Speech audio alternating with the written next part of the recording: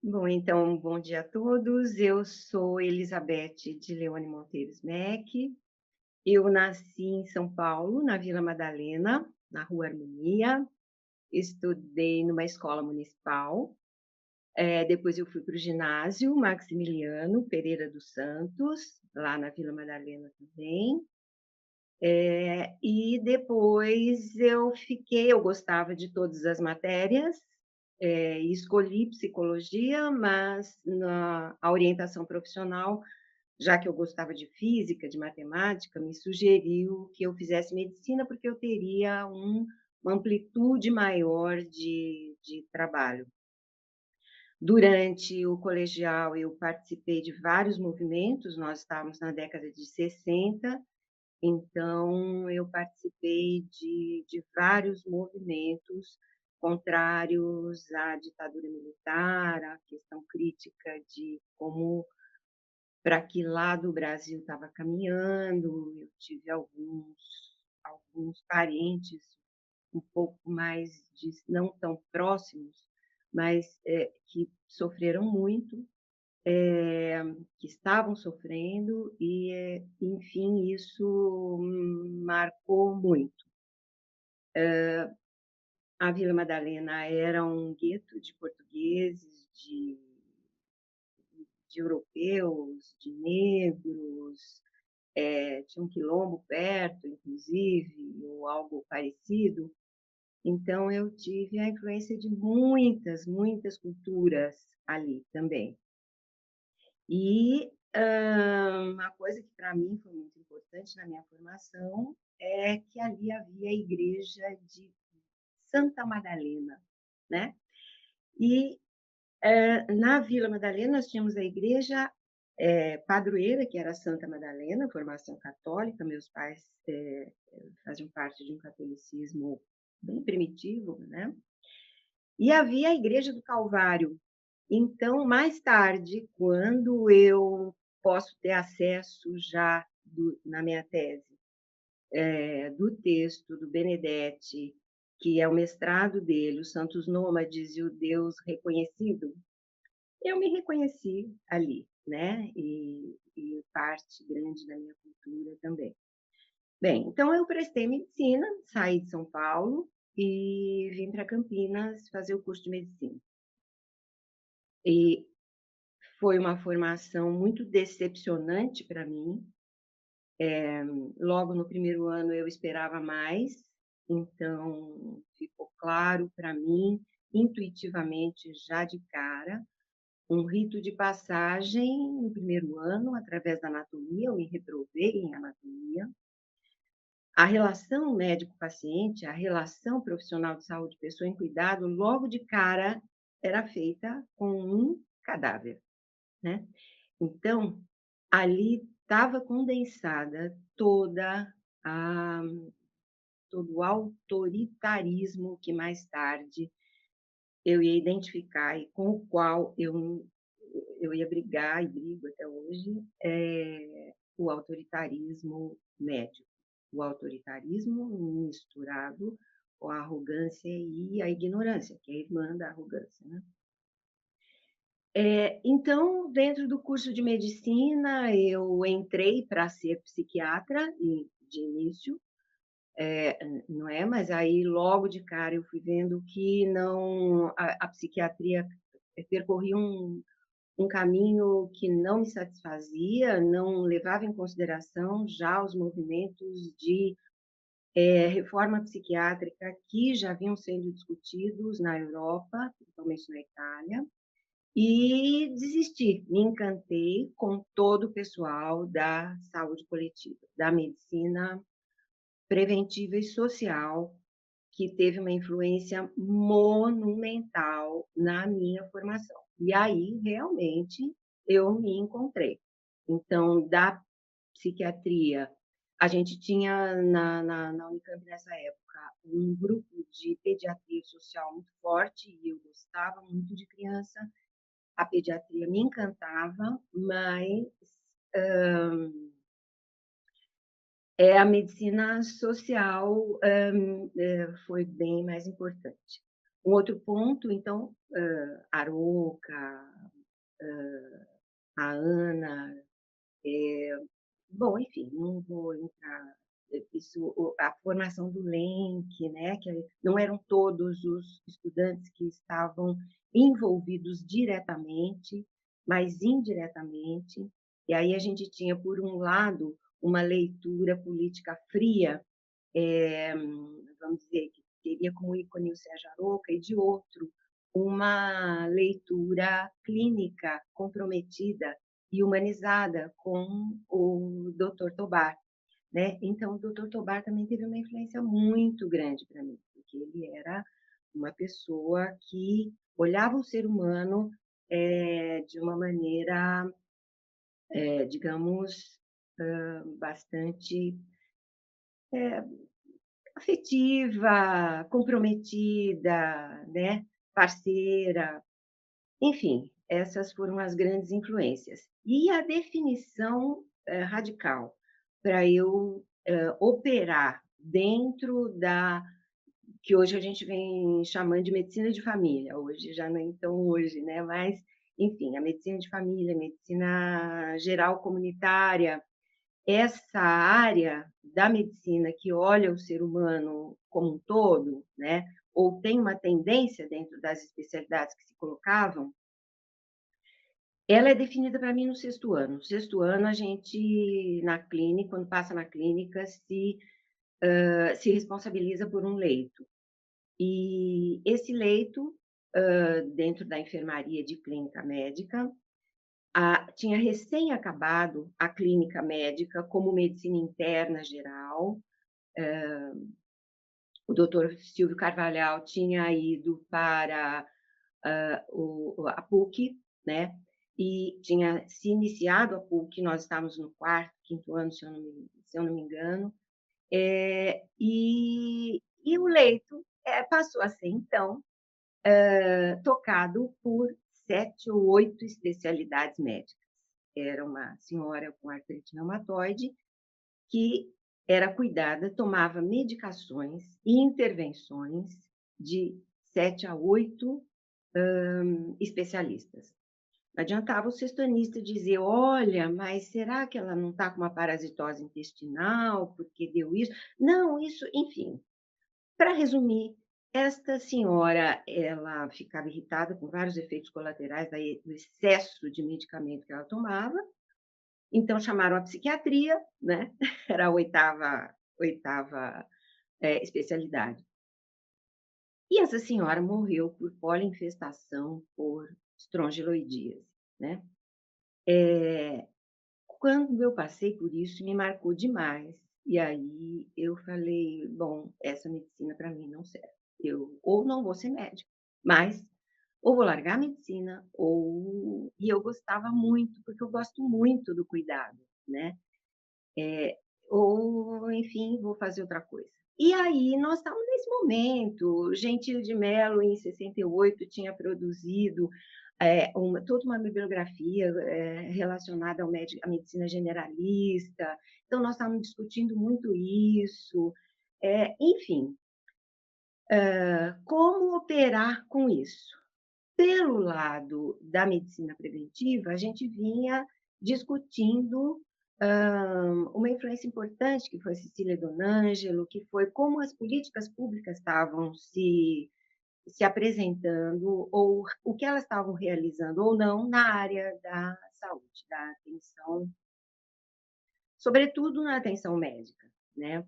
Então, diante da possibilidade de uma parte do LENC, e a qual estavam ligados alguns colegas, como a Carmen Lavras, como alguns residentes da medicina preventiva, direta ou indiretamente, a gente, vários alunos, a partir do quarto, quinto, sexto ano, também se beneficiavam dessas discussões e iam atrás da bibliografia, né? Então, a questão do homem unidimensional, a própria apresentação da tese do Arouca, bom, enfim, toda essa construção ela era uma construção bastante importante, efervescente, que trazia muita discussão.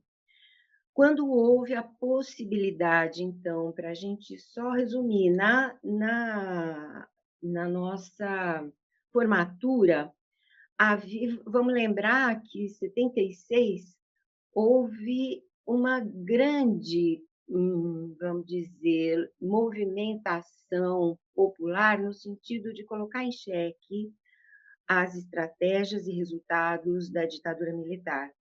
E o MDB, único partido, vamos dizer, que congregava todos as tendências, todas não, mas vamos dizer, uma boa parte das tendências de oposição, o, tinha a Arena, né, por um lado, e o MDB do outro.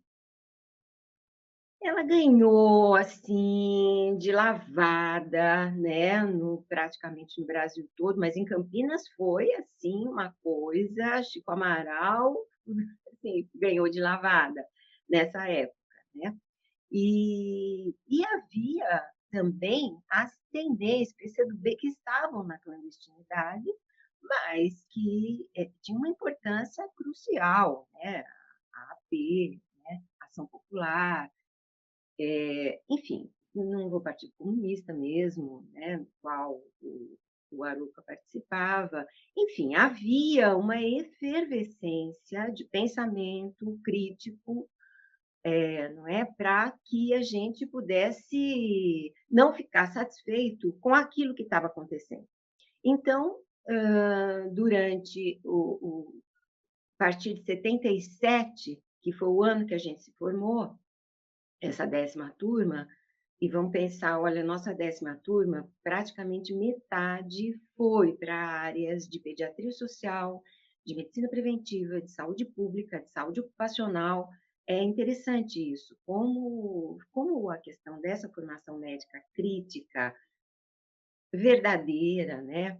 Eu diria até amorosa, né? Ela influencia os estudantes, né? Pelo menos da escola pública. Dá licença. Tive uma chamada. Então,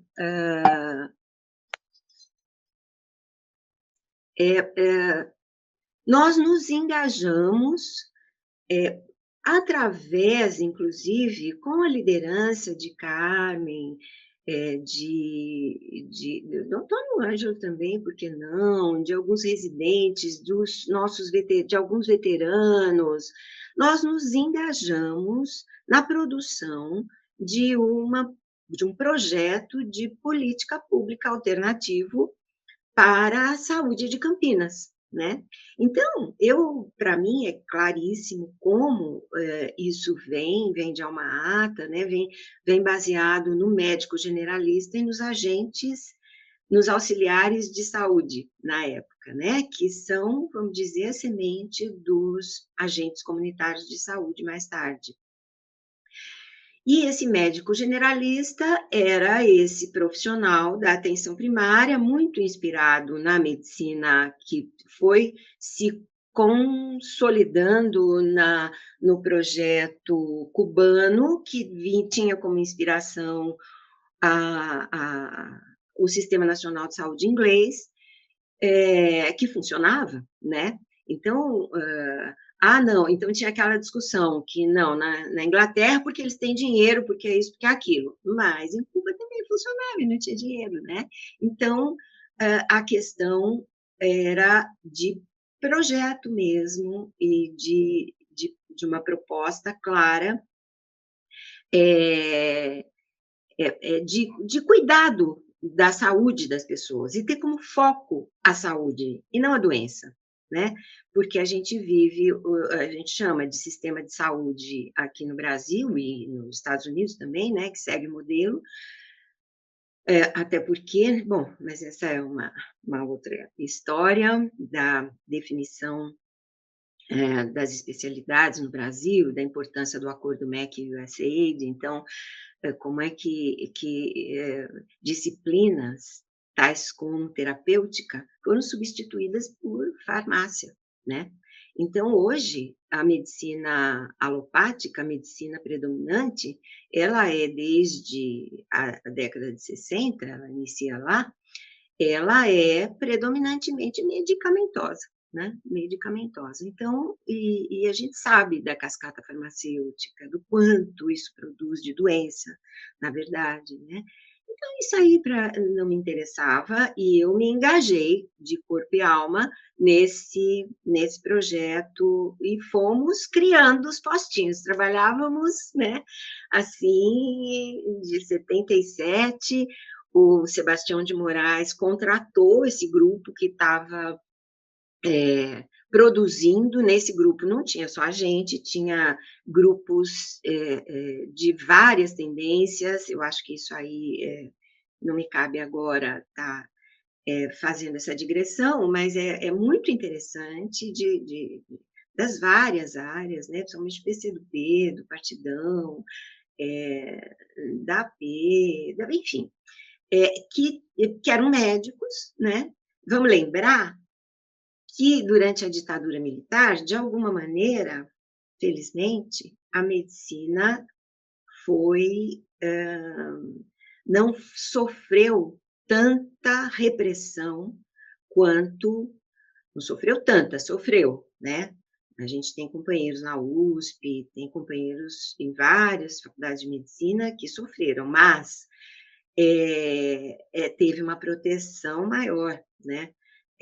Quem sofreu mais foi a educação, a filosofia, as áreas sociais, que teve muito mais gente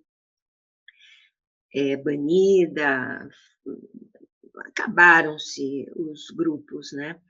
Enfim, então a gente escondidamente podia estudar mais, né. Nossas bibliotecas não tinham sido invadidas, né.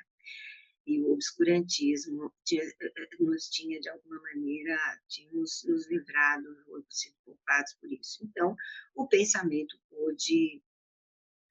pôde ganhar espaço, principalmente nas práticas. E aí eu acho que é uma grande importância, porque uma coisa é você pensar e outra coisa é operar na prática, né.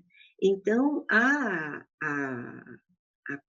então, quem eram os grupos que poderiam dar apoio a esse projeto, né? Então, do ponto de vista institucional, havia muitos pequenos grupos de reflexão, muitos mais de operação na prática. Eu enxergo, além da universidade, eu vejo da aplicação prática da universidade, né. Eh Tenho aí o projeto da Vila Georgina ligado, né, tem o projeto de saúde pública, eh, enfim, a gente tinha as comunidades eclesiais de base, né. Então a teologia da libertação, ela teve junto as pessoas, porque nós não podemos esquecer que a gente está vindo, quem são as pessoas que estão sofrendo os resultados dessa política concentradora de de recursos e empobrecedora, de aumento da distância social, de empobrecimento da população, né. São as comunidades eclesiais de base. Nós estamos aí com o êxodo rural, nós estamos com as grandes processos de hiperurbanização, né, que estão acontecendo no mundo inteiro, mas especialmente, nos países, naquela época chamados de terceiro mundo, ou em desenvolvimento, e, hã, essas pessoas vão morar nas periferias, elas geram uma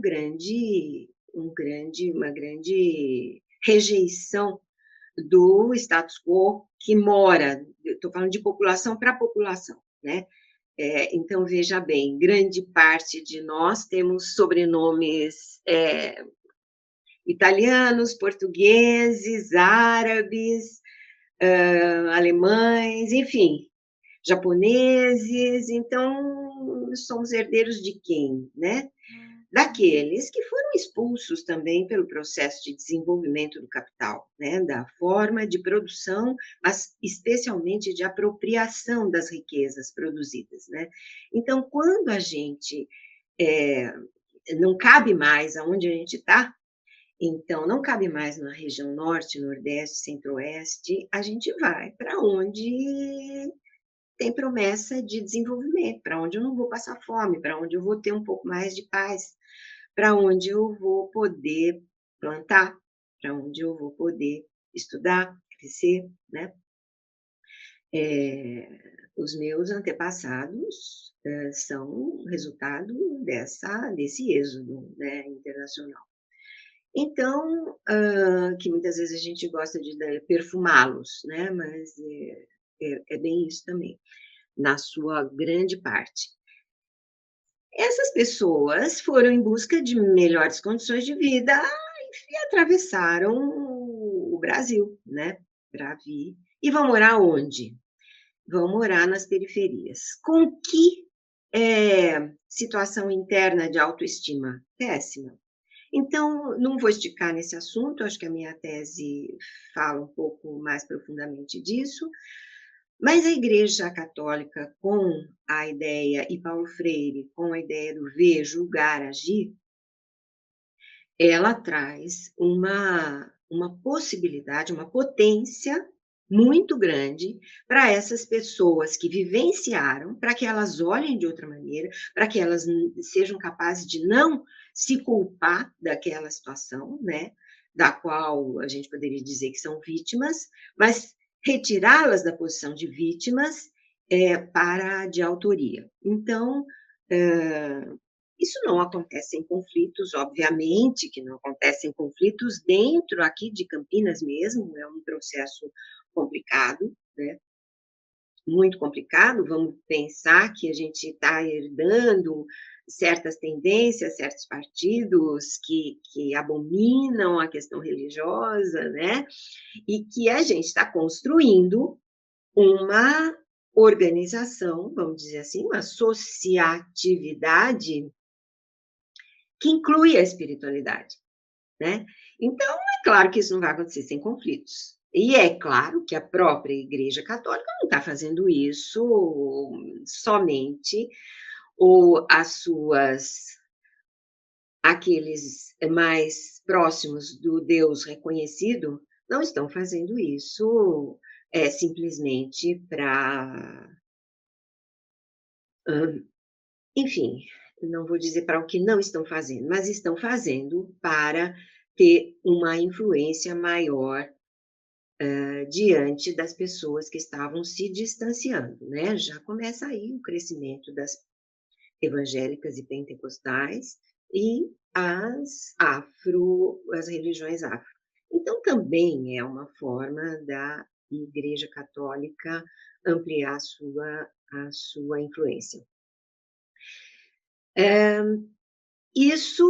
Mas de qualquer maneira, nós temos muitos agentes, muitas lideranças que puderam se desenvolver, sociopoliticamente dentro e pessoalmente, sobretudo, a partir dessa influência. Enfim, quem eram então os movimentos que davam sustentação a esse projeto político na área de política de saúde, essas comunidades eclesiais de base. Mas elas não tinham conhecimento. E então, o que elas reivindicavam, né, reivindicavam pronto-socorro, né. Então era muito interessante a estratégia que que o Sebastião de Moraes e o seu grupo, sua equipe, realizava junto às comunidades de, fazer dramatizações mostrando o papel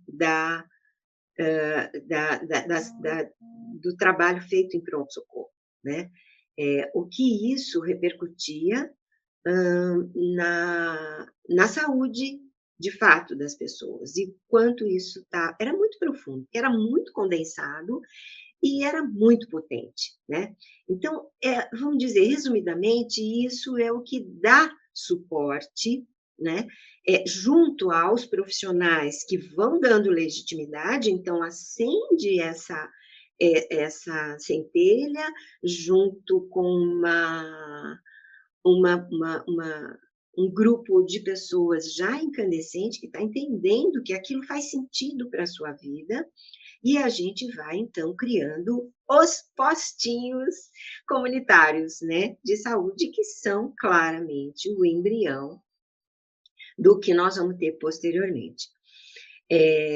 Do Sistema Único de Saúde, como ele pode se implantar, da atenção primária, da atenção regionalizada, hierarquizada, etc. Esse é um momento em que eu queria só chamar a atenção para a equipe mínima de profissionais atuando na atenção básica. Vamos pensar que nós estamos 100 profissionais de saúde, né? O projeto inicial era da gente ter médico generalista e agente comunitário de saúde. Não, desculpa, auxiliar de saúde chamava nessa época. E a gente tinha enfermeiros, a quantidade de enfermeiros era ínfima, a gente tinha mais, até hoje, né? Nós temos mais médicos do que enfermeiros mesmo, né? E eles são essenciais nessa proposta. Então, começa a gente a aprender, de fato, e foi com muito conflito, a gente começa a aprender lá atrás, alguns de nós, a diferença dos núcleos médico do núcleo de enfermagem, logo de cara, né? E começa já a perceber a necessidade de outros profissionais, do aporte de outros profissionais, né? Não necessariamente médicos, ou até que pudessem ter uma formação médica, eventualmente, alguns deles, mas que operassem dentro de especialidades que, revendo, acho que não médica mesmo, porque o núcleo médico, ele está focado na doença, está focado no processo fisiopatológico, toda a sua formação. Muito difícil reverter isso aí. É muito difícil falar em saúde na formação médica. E eu posso falar isso porque estou ligada à formação médica desde 1980, né? Então, foi a primeira experiência de estar na PUC a convite da dona Leonísia para fazer a disciplina de epidemiologia para enfermagem. Então, não tem comparação. O núcleo da enfermagem é o cuidado, ou deveria ser, a saúde, se não ficasse montada no modelo médico.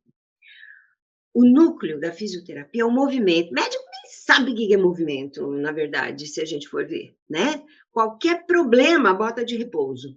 Qualquer problema dá remédio. Qualquer problema opera, né? Hegemonicamente, claro, não são todos, mas é isto que tem na formação médica. O resto é discurso, né? Você tem, até nos tratados médicos, você vai falar de dor nas costas, você tem um monte de coisa falando, apontando para a fisiologia, para os hábitos, para a funcionalidade, mas o grosso do capítulo, você vai ter remédio e cirurgia. Assim que é, né? Então, não existe, sendo que 99% está ligado a processo de trabalho, está ligado a questões funcionais, está ligado a outras coisas que não processos. Esse é 1% do negócio, né? Então, a gente está aí, vamos pensar que nós estamos entre 77 e 80, né? Montando os postinhos, né? Dentro de toda essa ebulição, do ponto de vista da política, nós estamos indo lá fazer um trabalho educativo, libertador com a população que está aí predominantemente nas comunidades de base, mas não só. Junto com isso, a gente tem a Pontifícia Universidade Católica, que foi criada e que 79, 80, ela começa a ser reformulada. Aí, esse projeto político de dentro da PUC, na área médica, que foi criada toda a área da saúde coletiva, era importada, então, epidemiologia, vinha professores de fora para fazer esse trabalho na PUC. Não tinham compromisso nem com a cidade, e é complicado, você vai fazer medicina preventiva, saúde pública, medicina social, sem um compromisso geográfico? Não existe isso, né? Porque ela é fundada, ela tem que ser fundada naquilo que aparece da sociedade, né? Em termos do processo saúde e doença, que acontece ali, para você poder trabalhar com os estudantes, para ter uma formação minimamente decente. Bem, houve uma mudança interna na universidade, uma política universitária diferenciada, eu acho que teve influência da teologia da libertação dentro da universidade, né, que chega sempre depois, a universidade é um elefante branco mesmo, né, e que chama alguns profissionais para reformular a sua política educacional ligada à formação médica. Nisso, o doutor Tobar, que havia sido lá atrás coordenador do Departamento de Medicina Preventiva da Unicamp, estava em processo de aposentadoria, ele é convidado para criar um projeto de criação de uma infraestrutura para ensinar medicina social e preventiva para os estudantes de medicina. E aí ele me chama a mim e chama o José Maurício, que éramos muito próximos a ele, e pede para a gente fazer um projeto de formação. Ora, nós não trabalhávamos sozinhos, né? Por outro lado, também, o Zé Carlos Ramos vinha também nessa sendo mais uma aquisição nova pela Faculdade de Medicina da PUC, sendo convidado também, que também tinha pessoas a sugerir que, por sinal, eram muito próximas a gente, como o Emerson Merri. Eu e o Zé Maurício tínhamos claro que nós fazíamos parte de um grupo. E aí nós tivemos uma reunião com o doutor Tobar e dissemos, olha, nós estamos trabalhando minimamente com a Carmen Lavras, com o Domênico, com o Percy, com a Maria Alice, com a Cristina Restituti, nós temos que trabalhar com eles, né? E ele, inicialmente, ficou um pouco reticente, porque ele não queria que aquilo fosse... Tudo batia uma certa ingenuidade nessa época, eu acho que não tinha que politizar, mas, né, nós dois argumentamos com ele que era uma questão técnica, né? E é claro, dentro da saúde, se você está de fato comprometido com a saúde das pessoas, isso é profundamente político, não tem como ser diferente, né? Então, político no sentido ancho da palavra, né? Não estamos falando de política partidária, mas o doutor Tobar temia a questão político-partidária. E nós o convencemos, e aí juntamos todo esse grupo aí entrou Indemburgo também, enfim, entrou um grupo, escrevemos o projeto junto com a enfermagem, que era coordenada pela dona Leonísia, esposa do Dr. Tobar, escrevemos o projeto inicial previa 9 ou 10 centros de saúde, postos de saúde comunitário como embrião, olha, a gente foi muito criticado, que era medicina de pobre para pobre, mentira, isso aí não, sabe, isso aí é uso politiqueiro não é verdade. Desde sempre, bom, posso dizer que não é verdade para mim e para muitos com os quais eu trabalhava, não posso dizer que seja de todo mundo, mas ele nunca foi, pelo menos para mim e para alguns, um projeto de medicina de pobre para pobre. Nunca, nunca. Ele era alguma coisa assim, nós não temos como já começar com algo, porque não temos recurso humano, não temos talentos humanos, não temos pessoal, não temos dinheiro, não temos projeto onde a gente possa ver o que é bom e o que é ruim. Então, nós precisamos ah, começar de baixo, vamos ver como é que é o embrião. E assim começaram os postinhos, mas o projeto dele sempre foi ampliar, sempre, sempre, sempre, desde o começo. Né? Seria baseado na medicina de família, desde lá, nós estamos falando de medicina de família, em 1977. Queria chamar generalista, queria chamar physician, queria chamar o que quisesse. Era uma medicina integral, integrativa, né? Que operasse com os aspectos biopsicossociais fundados, fundados nesse olhar do ser humano, e que mais tarde vai mais longe do que isso, fundado nesse e operacionalizado por uma equipe multiprofissional que se discutiria interprofissional, que se proporia transprofissional. Então, isso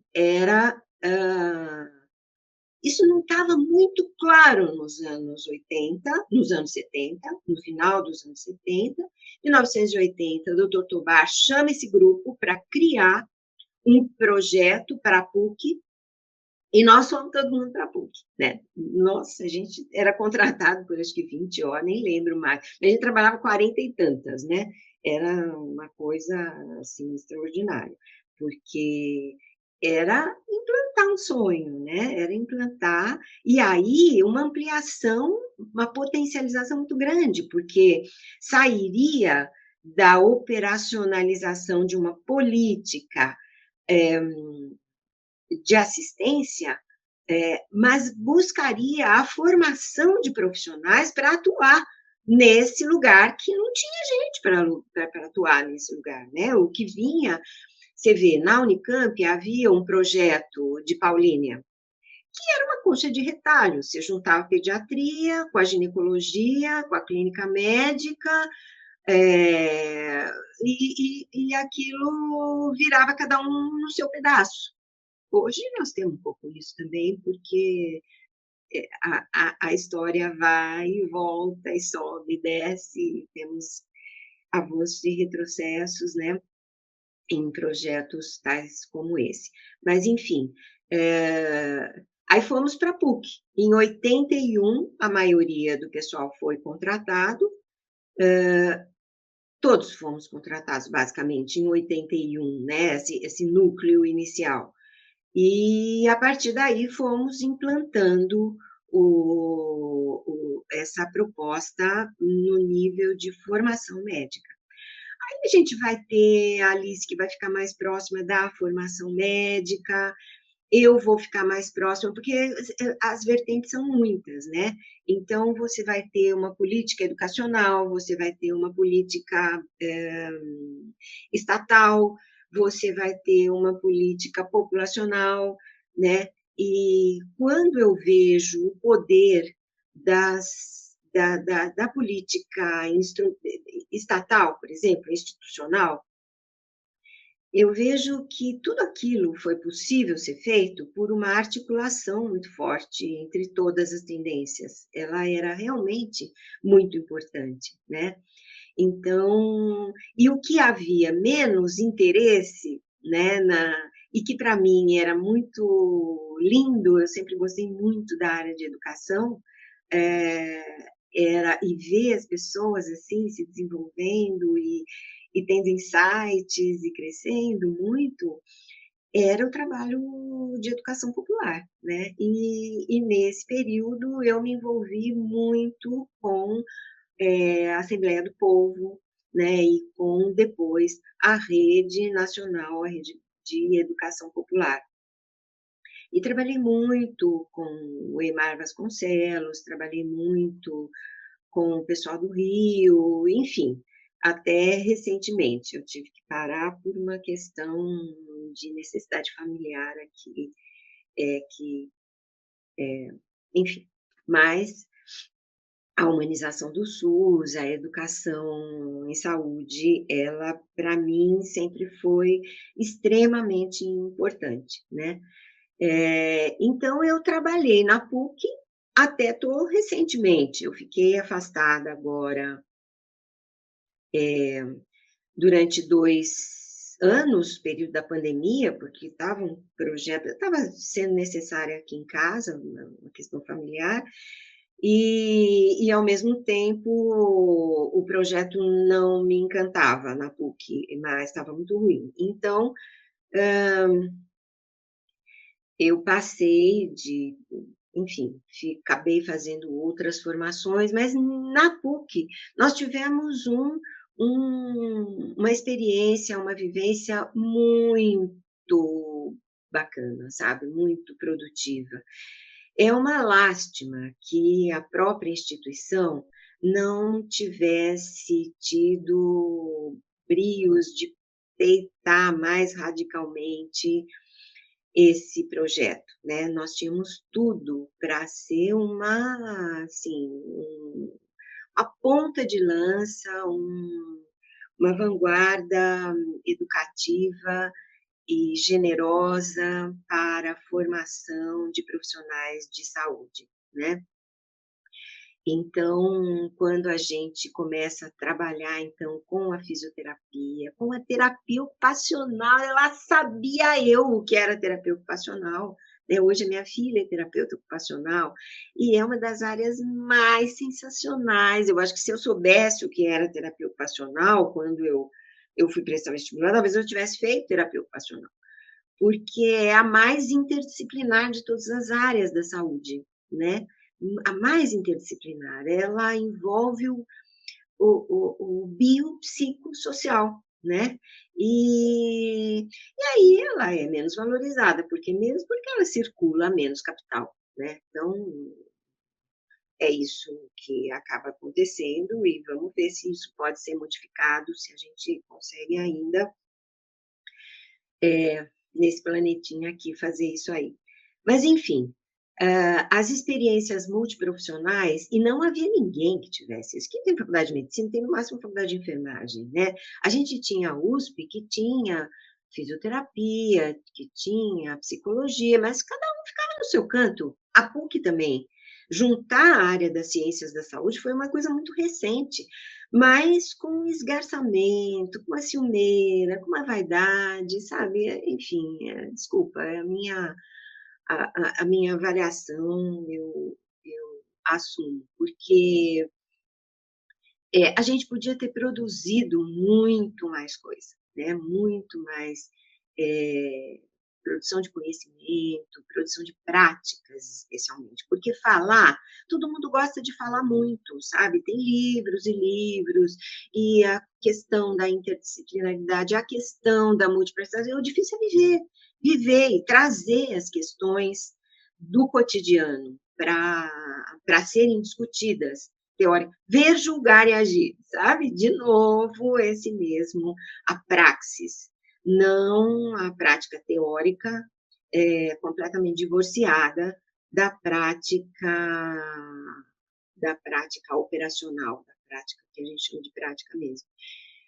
Então, essa experiência da criação e do papel dos movimentos populares na criação do início do SUS, né, que a gente pode dizer, e que a gente tinha o movimento da Zona Leste, então estava muito evidente o papel do movimento social na definição de uma política de peso, a sua realização, né? Porque os interesses na área da doença, eu tenho até vergonha de falar que é na área da saúde, porque não é na área da saúde, né?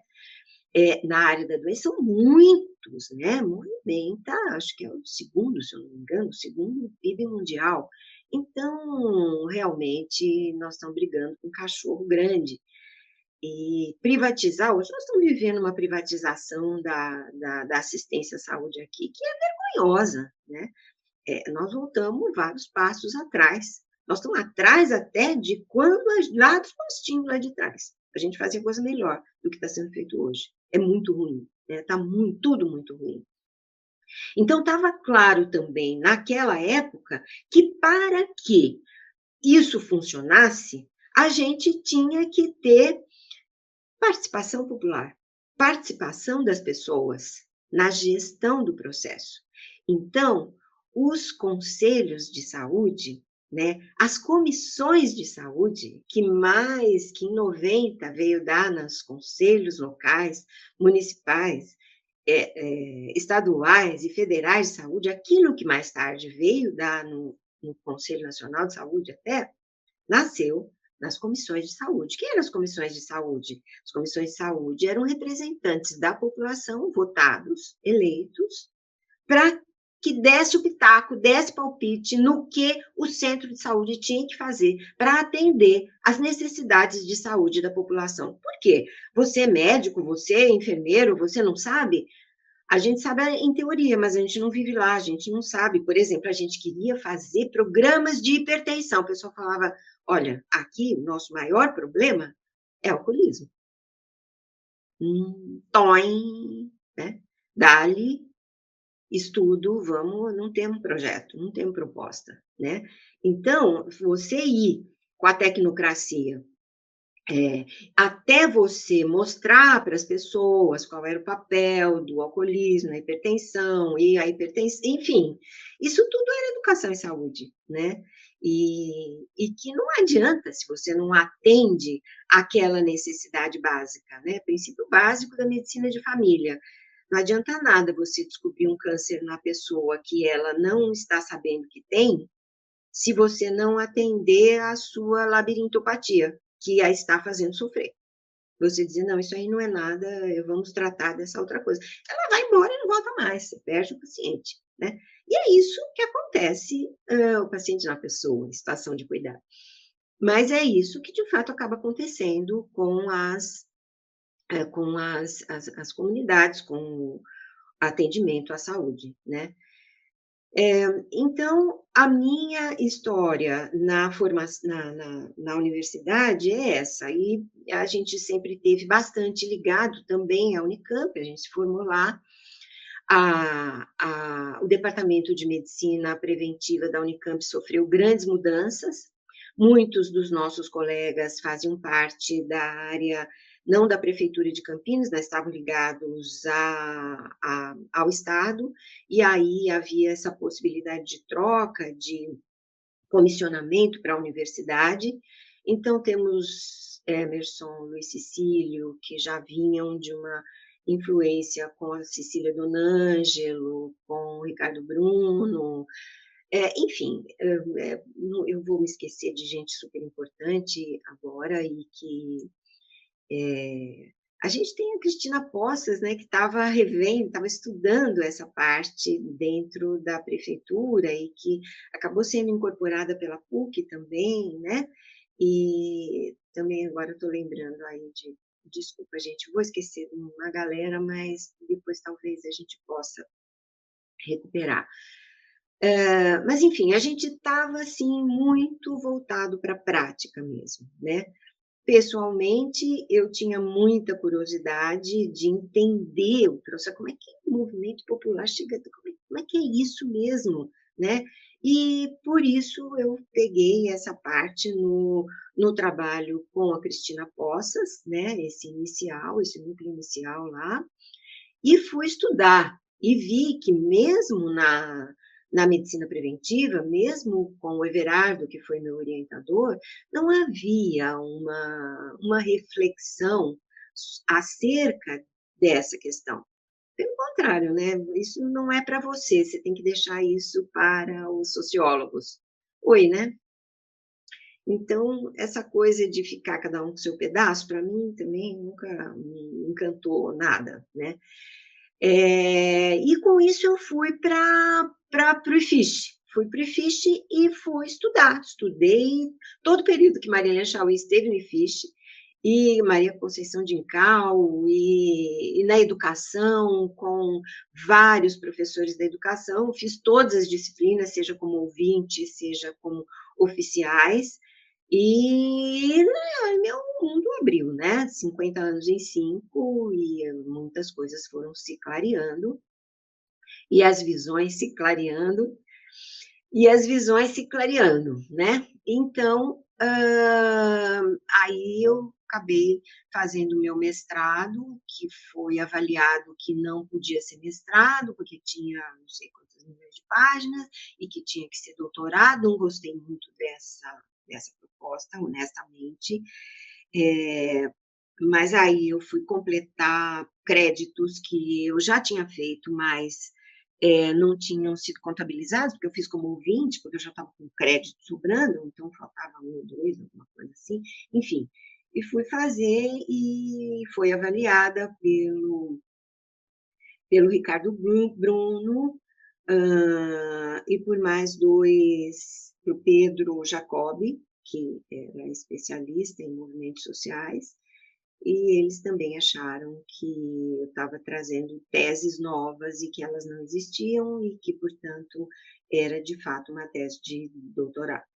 E a partir daí, como era um momento muito incipiente ainda na formação de profissionais de saúde, o pessoal da Unicamp acabou me chamando para ficar na orientação de vários outros profissionais que estavam na ativa e que queriam fazer uma reflexão mais rigorosa do seu trabalho na prática. E aí eu acabei orientando um tantão de teses, de mestrado, de doutorado, inclusive aquelas que foram para a saúde mental, que operavam dentro da lógica dos movimentos sociais também. Então, nessa minha trajetória na educação médica, na universidade, não sem algum desencanto, né?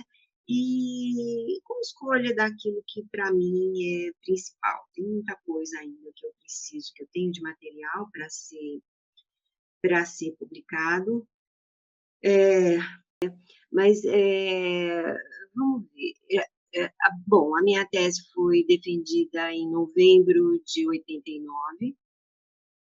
Ela chama Saúde e Democracia, uma experiência de participação popular. Eu recupero, então, esse período para entender como é que isso aconteceu, né? Eu fui orientada oficialmente pelo Everardo Duarte Nunes e extraoficialmente pela Marilena Chauí. Eu devo muita gratidão a ela. Paulo Freire também teve um papel importante para mim, lendo o trabalho e me dando algumas dicas de encaminhamento, mas foi muito menos, né? Quem foi mesmo que me ajudou demais, foi Marilena Chauí. Realmente ela foi espetacular.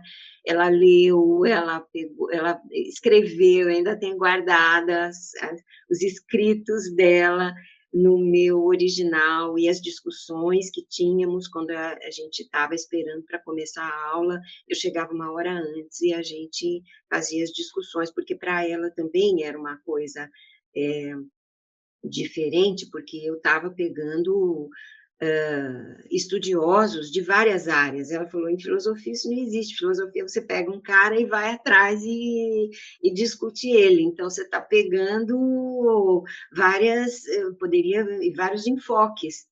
Eu falei, mas a vida tem vários enfoques, né? Ela falou, então, mas vai em frente que eu acho que tá legal. Mas, enfim, ela me ajudou muito.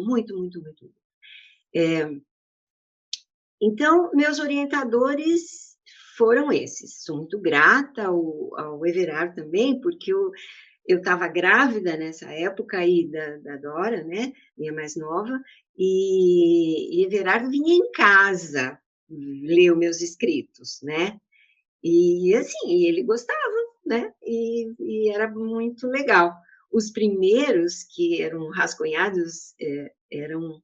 Bom, isso não importa agora, vai. Enfim, o meu trabalho com o movimento popular.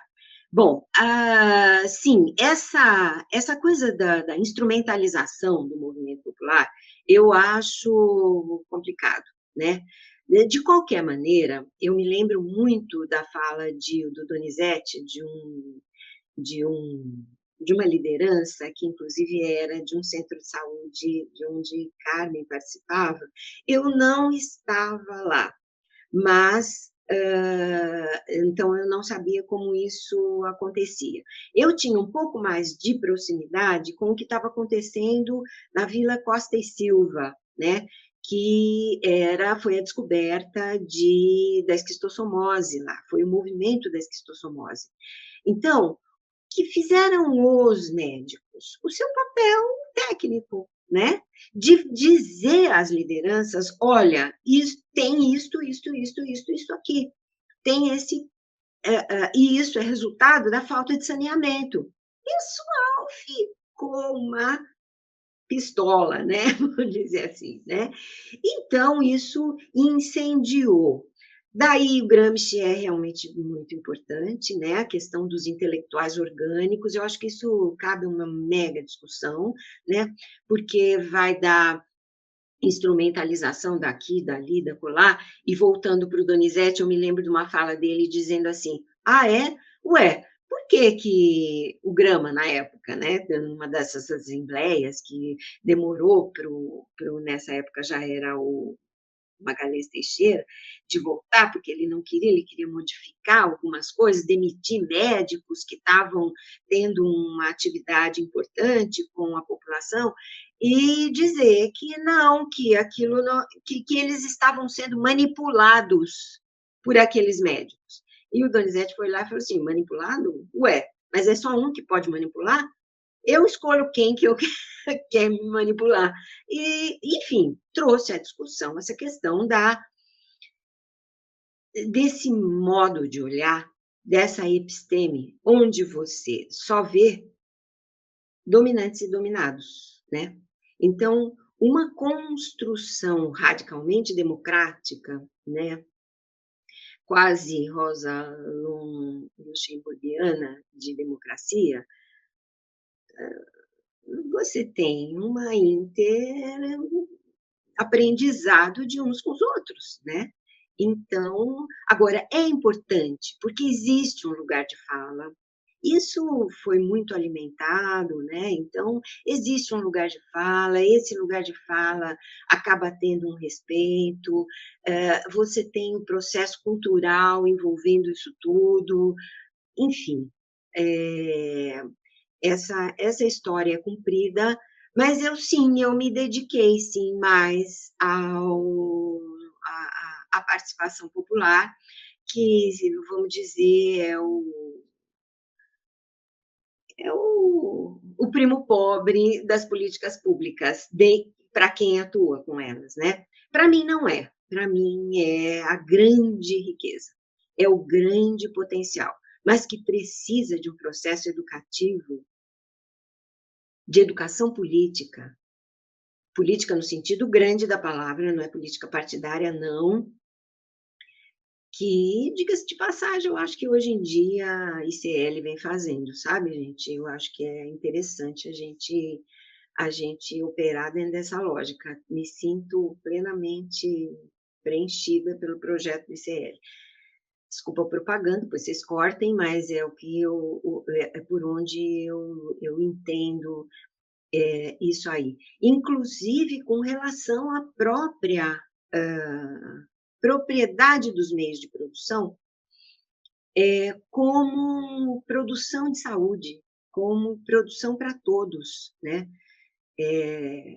Especialmente a questão da terra, né? Então, eu sinto assim que esse movimento ali que eu achei que o mais rico, o mais paradigmático, eu acho que foi o comprometimento que Cristina, Domênico estavam juntos nessa época, junto com lideranças da comunidade do Costa e Silva, assumiram, e entenderam os determinantes do processo saúde e doença, determinantes esses que são culturais, que são econômicos, que são sociais e, portanto, políticos, né? Então, e eles foram à luta, né? E quando foi para demitir essas pessoas, pelo que elas, mais ou menos, que fizeram com o Lula depois, né? Calar a boca porque pelo que fez, não pelo que não fez, né? Então, também com Domênico e Cristina, eles tinham que ser demitidos, né? E aí, gente, vai demitir por quem está fazendo o mais correto possível? Ui, né? O pessoal assumiu isso, assumiu, e foram 6.000 pessoas lá, e foi uma pressão, porque não tinha dinheiro. Ah, pois não. A desculpa é sempre essa, né? É sempre essa a desculpa. Então, não cabe, né? Então, e aí voltou, e foi uma coisa muito, muito bonita esse movimento. Ele está melhor descrito, eu acho, na tese, né? Porque ele é um processo muito longo, ele é um processo que, vamos dizer, que culmina aí, mas ele não nasce aí, né? E, e ele é parte de toda essa ebulição que vai acabar criando, no início dos anos 80, junto com o movimento sindical, junto com o movimento das comunidades eclesiais de base, o Partido dos Trabalhadores, né? Um partido orgânico, que é o único que a gente tem, né? Que os outros, não sei, da organicidade com as suas frações de classe. Então, eu não saberia dizer. Claro, acho que tem outras coisas acontecendo por aí, mas na época era o que congregava tendências, pensamentos, os mais díspares, inclusive se contrapondo a partidos de massa já estabelecidos, como o PCdoB e o Partido Comunista, ou o Partido Comunista, o Partido Maoísta, ou qualquer coisa ligada ao comunismo. Não era, olha, é a socialização da nossa produção aqui cá entre nós. Nós temos que nos organizar para ver como é que nós vamos fazer isso. E aí é um saco de gato, né? Porque até hoje são várias tendências, né? Que discutem uma discussão, acho, até bastante produtiva entre si. Enfim, não sei se eu respondi, porque aí a gente vai fazer parte. Na PUC, eu não tive muito respaldo para isso, né? Não tive, então eu me mantinha através da rede de educação popular, me mantinha como pensando, fazendo coisas, né? Era a rede pop, e, enfim, como que. Sim, os próprios postinhos de saúde da PUC, eles tiveram a sua implantação a partir de movimentos que já existiam, né? Então, não foi uma coisa meramente, vamos fazer aqui porque aqui a gente gosta. Aliás, aonde foi feito isso, voltou para trás, né? E aonde achou que tinha que ter, não foi. Acabaram sendo criados apenas 4 centros de saúde dos 9 projetados. Claro que isso tem várias causas, mas talvez se houvesse uma grande pressão popular e talvez as coisas tivessem sido diferentes. Mas aí, se o azul fosse vermelho também, né? Não dá para a gente ficar elucubrando agora isso aí. Então, eu vejo esse marco do movimento da xistosa, né? Que eu acho que está mais bem descrito lá na minha tese. E, bom, eu nunca tive assim, muita ambição de ser top de produção científica disso, de ficar publicando isso e aquilo. Eu queria ver as coisas acontecerem, né? Então, e eu vi as coisas acontecerem através dos meus orientandos, né. Então eu orientei a tese do Néder, que era uma grande liderança, morreu do Covid, mas era uma grande liderança em São Paulo. Orientei a tese da Nayara Soares aqui, que minha filhota, né, é uma coisa, assim, de quem eu tenho muito orgulho e que trabalhou com a educação e trabalha e segue trabalhando, né, na criação dos conselhos e na sustentação desses conselhos. Então, não importa muito quem faz, importa é que seja feito, né. Então, eu não sei se eu respondi o que vocês trouxeram, mas eu penso que a questão da educação popular, por menos que tenha tido, que seja o primo pobre, conseguiu sobreviver, digamos assim. Com problemas? Muitos. Nossa, mas é demais a quantidade de problemas. Por quê? Porque são expressões da cultura, né? E certos aspectos da cultura são massacrados, inclusive. E a saúde é, em grande medida, doença. Então, grupos mais progressistas não querem participar, né? Não querem. E os próprios profissionais têm dificuldade de entender qual é o papel. Então, hoje a gente está num baita retrocesso, né? Em todas as áreas, né? Olha, Dom, eu não me sinto completamente. Tem um texto nosso que saiu numa revista francesa, eu acho, que a gente trata um pouquinho desses desafios. O que acaba acontecendo é que lideranças com alto poder contratual dentro das comunidades, como pessoal ligado a tráfico, pessoal ligado a políticos, politiqueiros que têm interesses individuais muito claros, eles vão vendo que esse é um espaço privilegiado. E eles vão seduzindo as pessoas e ocupando esses espaços. Então, esse é um grande, enorme, mega blaster desafio. Então, a institucionalização dos conselhos, e aí vai depender muito de onde eles estão, de você ter pessoas que é, que desmontem esse dispositivo, que mostrem, olha, mas aqui você está aqui, mas você está ligado ao quê? Por quê? Para quê? Né? Qual é o projeto?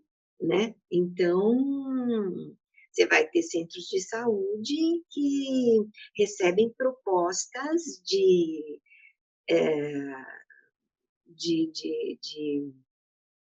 abastecimento, de implementação, de equipamentos que não tem, por grupos paralegais, eu diria assim, né.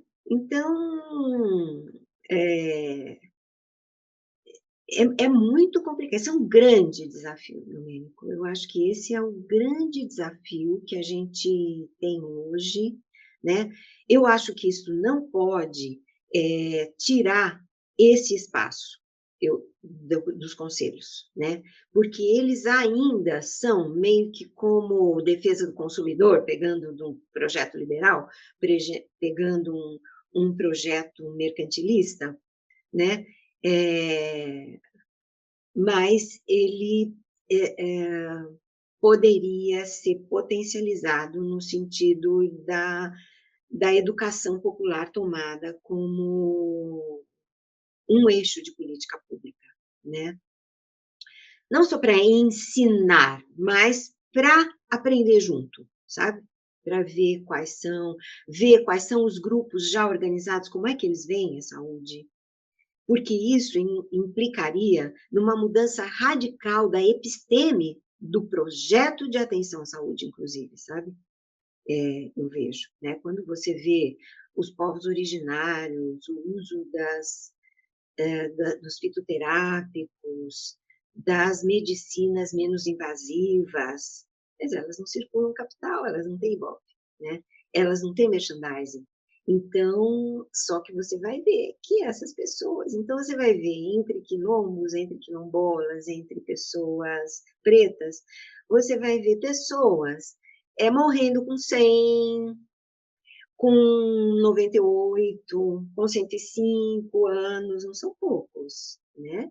Que são os pais dos nossos grandes garrafeiros, né? Que junta a alimentação com a medicação, estudar melhor isso, né? Mas estudar melhor dentro de uma perspectiva libertária, né? Nós estamos dentro de uma perspectiva extremamente subordinante e subordinada àquilo que dá lucro. E aquilo que não der, está fora. Então, é difícil, né? E o que dá lucro? Dá lucro ter um poder sobre determinadas populações que possam consumir mercadoria lícita ou ilícita, de preferência ilícita, porque assim não paga imposto. Porque o imposto em tese, aquilo que seria devolvido para a população, né? Então, se não pagar imposto, tanto melhor, não é? Então, para esses grupos, né? Então, nós estamos subordinados a essa lógica. E acabamos por alimentar isso.